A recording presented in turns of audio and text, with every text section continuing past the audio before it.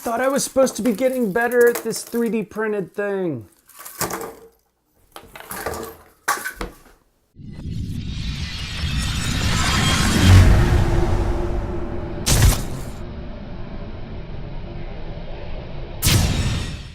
Hey everybody, Chris Renshaw here again, and I wanted to show off some more of the 3D printed stuff that I've been into, specifically some board game related stuff. And today I want to talk about Mansions of Madness. Now, Mansions of Madness is a 1 to 5 player Cthulhu themed board game from Fantasy Flight Games. It's a game I've only played once, and the reason I've only played once is because it's got a lot of pieces to it, and so at this point, a lot of setup. So I was like, but the 3D printer could help with this. So after a bunch of trial and error, I have managed to get a couple things printed. So the first thing I got printed here, and all of these bits are on Thingiverse. So if you just do a search for Mansions of Madness, so I have not created, none of these I created myself. These are all models that I took off somebody else's design and printed them myself. So if you go on Thingiverse, you can find a lot of these. But the first thing here, if I can get the cover off of it. Maybe I did too well. All right, there we go. Now it's starting to come off. There we go. So the first thing here is a token tray.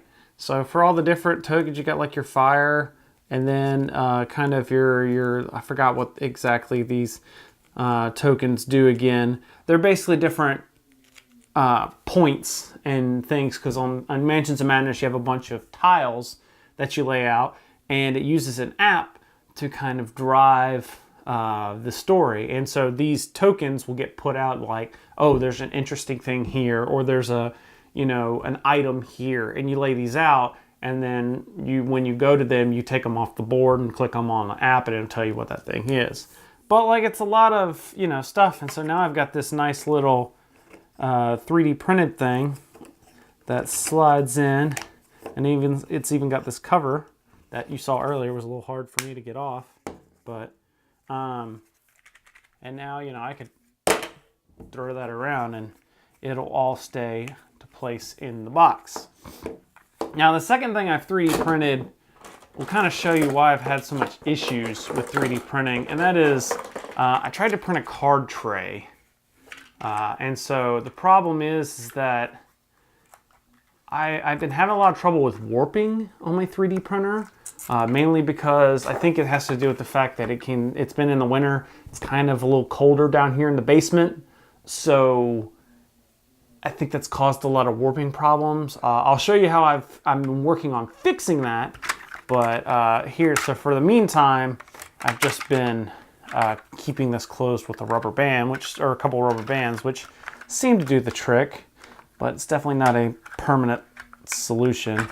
So this has got a cover here, and then you can, I don't know how well you can see this, but you've got your health and sanity cards, you've got your clue tokens, which is a standard for all Cthulhu things in Fantasy Flight, and then you got your different items that you can pick up. So now, instead of having you know, a bunch of stuff that you have to sort out and then do, you know, but you can definitely see, you know, if you look at this, you could see how bad some of the warping is on these. So if this thing was fully flush and flat, I'm sure this cover because the cover's actually not too shabby. I didn't, you know, the top's a little warped, but this thing's not too shabby. But when you put it on, it doesn't really latch very well. In fact, I think one of the latches broke off. So see, there you go. Everything, that's at least my use for it now. Now there's still other stuff to go. And, oh, right, I forgot there's this thing. So this is the other set of tiles that you get. This is like all the kind of furniture tiles, and so you can see them all separated by size and shape, which makes them really easy to get to. And then it's got a little slide on cover thing, just like some of the other ones. But as you can see, there's still a lot of work that needs to get done for this game. Specifically, I've seen some tile holders that will hold all the modular tiles, and that'll be pretty good. I've also seen some different takes on all the different monsters, because that's kind of the next biggest problem area. As you can see, there's just all these monster bits just laying around. I've thought about super gluing the monsters to their bases so that they stay on. I don't know why this one stayed on, but that's just kind of one of the ideas I had to help do this. So if any of you guys play Mansions of Madness, and what have you done to manage your collections, let me know in the comments below. But as that, I want to show you the project that I have been working on, and that is I've been designing an enclosure for my 3D printer. All right, so you can see this. It's kind of hard to see because it's black on black, but this is kind of the enclosure I've designed so far. Well, I've printed. I haven't designed it. Again, this was all Thingiverse stuff, but I've taken the spool holder and put it on here. I need to super glue these because this is pretty hollow and it's not really supporting the weight of the spool. I've got the computer that I use to send the files down to the 3D printer there, so I don't have to do a bunch of memory card swappage.